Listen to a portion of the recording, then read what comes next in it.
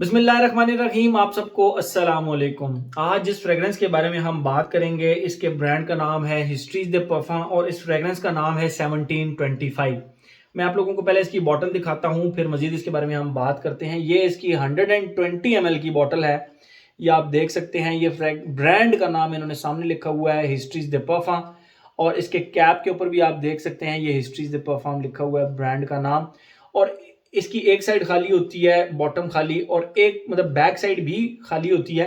और उससे आपको ये देखें, ये फ्रंट है और ये बैक है, मतलब ये फ्रंट है। ओके, एक साइड पे सिर्फ इनके ये स्टिकर लगा होता है जिसके ऊपर फ्रेग्रेंस का नाम लिखा होता है, जो कि 1725 लिखा हुआ है। ठीक है, और बाकी नोट्स वगैरह इसके नीचे लिखे हुए हैं। तो ब्लैक कलर का कैप है, जिस तरह किसी भी लिपस्टिक का बड़ा प्यारा सा एक कैप होता है, शाइनी सा, जबरदस्त सा। और ये मेटालिक सा है, ठीक है, वेट भी ठीक है बस। और ये ब्लैक कलर का इसका स्प्रे है।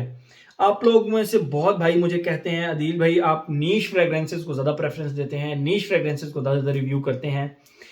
पहली बात तो ये है कि अब आप जरा थोड़ा सा कैलकुलेशन करके देखें। अजारो की एक फ्रेग्रेंस आई, मैं एग्जांपल दे रहा हूं। अजारो की एक fragrance I the most wanted के नाम से, ब्लैक कलर की उसकी बॉटल थी, मैं ऑलरेडी रिव्यू कर चुका हूं। 24 से 25 हजार रुपए की वो फ्रेग्रेंस है। ठीक है, अरमाफ के क्लोन्स बना रहे हैं वो, बकरत रूज 540 का क्लोन एक बनाया, एक उन्होंने ब्लू दी शनैल का क्लोन बनाया। तो वो क्लोन्स अब वो 14 15 हजार रुपए के दे रहे हैं अगर एग्जाम्पलरी तौर पर। तो मुझे आप बताएं, आप क्लोन 15 हजार का लेंगे, 24 हजार की डिजाइनर फ्रेग्रेंस लेंगे, या 20 हजार की 120 ml नीश फ्रेग्रेंस लेंगे? मजा आया? मतलब 20 हजार रुपए के लगभग आपको ये 120 ml की बॉटल मिल जाती है। बड़े मेरे प्यारे उसामा शेख भाई हैं, लाहौर में होते हैं। इस हाउस के साथ इंट्रोडक्शन मेरा उन्होंने करवाया। उन्होंने कहा दिल भाई नीश हाउस है, अच्छी फ्रेग्रेंस है, सस्ती फ्रेग्रेंस है, इनको आप ट्राई करें और रिव्यू करें, हमें बहुत अच्छा लगेगा। आई सेड ओके, मैं ट्राई करता हूं। और लिटरली थैंक्स टू हिम, इतना प्यारा गिफ्ट करने के लिए। ये बहुत ही कमाल की फ्रेग्रेंस है, सारी की सारी हिस्ट्री द परफ्यूम की। ठीक है, तो थोड़ा सा सबसे पहली बात तो जब आप खुशबू लगाएं उसको इस नीयत से लगाएं कि मैं सुन्नत नबवी के तौर पर लगा रहा हूं। उसके बाद क्वालिटी ऑफ द परफ्यूम, और उसके बाद उसकी खुशबू भी तो देखा करें ना, कि एक डिफरेंट सा काम होना चाहिए, एक नीच सा काम होना चाहिए, ना कि वही टोंका बेस पे काम हुआ हुआ है, वही वनीला के ऊपर काम हुआ हुआ है और बस दबा के रखा हुआ है काम। तो ऐसे नहीं, ऐसे नहीं। ठीक है, तो मैं इसकी आप लोगों को सबसे पहले खुशबू डिफाइन करता हूं, फिर मजीद इसके बारे में हम बात करते हैं। जैसे ही आप इसको लगाते हैं, इसके स्टार्ट में आपको एक प्रॉपर स्ट्रेप्सिल्स, हमारी एक टॉफी आती है जब गले में खराश होती है, उसका एक लेमन फ्लेवर आता है। तो वो जो लेमन फ्लेवर की एक स्ट्रेप्सिल्स आती है, पहले 15 मिनट तो सिर्फ और सिर्फ उस स्ट्रेप्सिल्स की तरह की जबरदस्त मिंटी लेमन की एक खुशबू आती है। और 15 मिनट के बाद उस स्ट्रेप्सिल्स के साथ एक लेमनेड बिस्किट होता है, हमारे पाकिस्तान में आता है पीक फ्रिंज का, आई थिंक उसके ब्रांड का नाम है पीक फ्रिंज। उसका जो लेमनेड बिस्किट है, यानी वनीला बिस्किट होता है, उसके अंदर लेमन क्रीम वो होती है।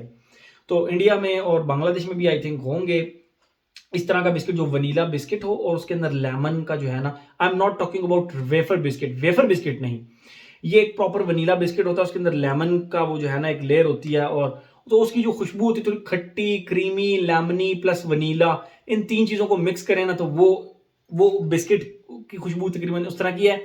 तो इसके अंदर एग्जैक्ट उस तरह की खुशबू, लेकिन स्ट्रेप्सिल्स की खुशबू साथ अटैच हो जाती है। ओके, ये तो हो गया इसका सेकंड फेज। अच्छा, थर्ड फेज में ये टोटली कल्टी खाती है, टोटली अपनी वो बदलती है डायरेक्शन, और लिटरली एक फ्रेग्रेंस आती है लोदिजी पोर ओम, इजी मियाकी की लोदिजी पोर ओम। उसका जो सबसे बेहतरीन उसकी जो इंग्रेडिएंट है उस फ्रेग्रेंस का, जिसकी वजह से मुझे वो फ्रेग्रेंस हद से ज्यादा अच्छी लगती है, वो उसका सिट्रॉन के नाम से, आई थिंक एक लीमू होता है, लेमन की तरह होता है, सिट्रॉन के नाम से। लेकिन मैं आप लोगों को खुशबू बताता हूँ उस तरह। मैं ये नहीं कहूंगा इसके नोट्स में सिट्रॉन है, आई डोंट थिंक सो, बल्कि लिखा हुआ है सिट्रॉन लिखा हुआ भी है। ओके, मुझे नहीं पता था कि इसके उसमें सिट्रॉन है या नहीं है, लेकिन सिट्रॉन की खुशबू मुझे फील हुई। एंड पे जाके सिट्रॉन की खुशबू आती है, और वो किस तरह की आती है।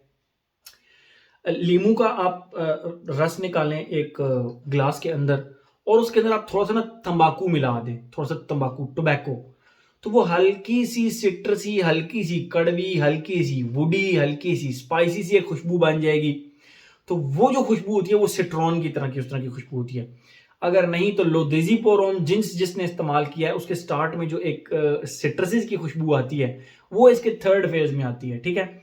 लेकिन जिन्होंने वो भी इस्तेमाल नहीं किया उनके लिए मैंने बता दिया, लेमन जूस के अंदर टोबैको जब आप ऐड करें तो वो हल्का सा वुडी भी हो जाएगा, हल्का सा स्पाइसी भी हो जाएगा और हल्का सा स्मोकी भी हो जाएगा। तो वो लेमन की राउंडेड सी खुशबू, क्रीमी सी खुशबू, उसमें लेमन बहुत ज़्यादा शार्प भी फील नहीं होता, ठीक है।